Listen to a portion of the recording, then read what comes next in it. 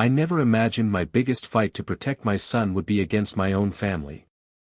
But the day my sister filed a 12-page co-parenting plan, without my consent, was the day everything changed. I'm Silas, and this is how my family tried to take my child, and how I stopped them. It began with subtle signs. My sister, Sable, had struggled for years to have a baby, failed IVF, failed adoption, and her heartbreak consumed every holiday. When my girlfriend Maren became pregnant, we were nervous but happy. My parents weren't. Their polite smiles hid disapproval, as if our child embarrassed them. When our son Kieran was born, things shifted, or so we thought. My mom started dropping off meals but critiqued Maren's exhaustion. Sable brought boxes of baby clothes, talked nursery themes, and held Kieran for hours. At first, we saw it as support, until Sable began showing up unannounced. Once, Maren woke from a nap to find Sable in our living room holding our baby. She had used a key from when my parents owned the house. We changed the locks. Then came the family dinner, the moment everything clicked. Halfway through the meal, Sable looked at Kieran and said, "He feels like the child I was meant to have." No one flinched. My mother held her hand. My father stared at me like I was supposed to agree. That night Maren revealed what she'd been holding back. Sable had asked her for full custody, twice, claiming it would heal the family. From that night, we set boundaries: no unsupervised visits, no unannounced drop-ins, no exceptions. My parents called us selfish.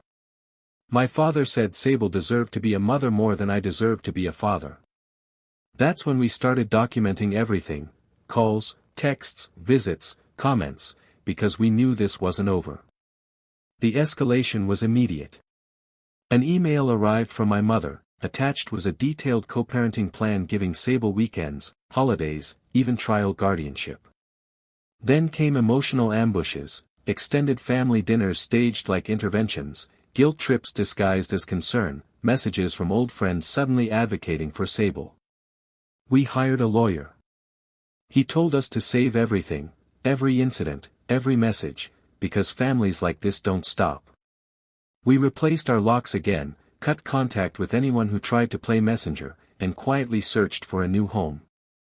Maren's parents helped us pay a deposit in cash. We moved without notice. But the harassment followed. Flowers arrived with a note reading, "You stole what should have been mine."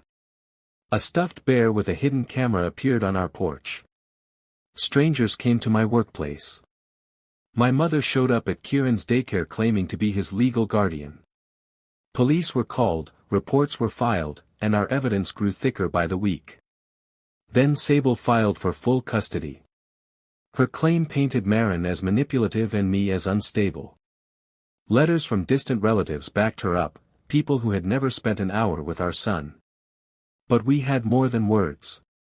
We had police reports, therapist letters, pediatrician records, home assessments, all proving Kieran was safe, thriving, and loved. The day of the hearing, the courtroom was heavy with tension. Sable's lawyer leaned on emotion, her heartbreak, her loss, her need to be a mother. My parents called me unfit, Maren controlling. But when pressed, they had no evidence. Just opinions. Our lawyer presented the facts. The trespass orders. The fake welfare checks. The hidden camera. The daycare incident. The therapist's statement about Sable's obsession. And finally, a recorded call where Sable admitted she planned to step in when they crash and burn and get what should have been mine. Silence fell over the courtroom. The court-appointed child welfare officer spoke last. She described our home as secure, our parenting as attentive, and Kieran's bond with us as strong. Her recommendation was simple: no changes in custody. The judge issued a permanent restraining order against Sable and my parents.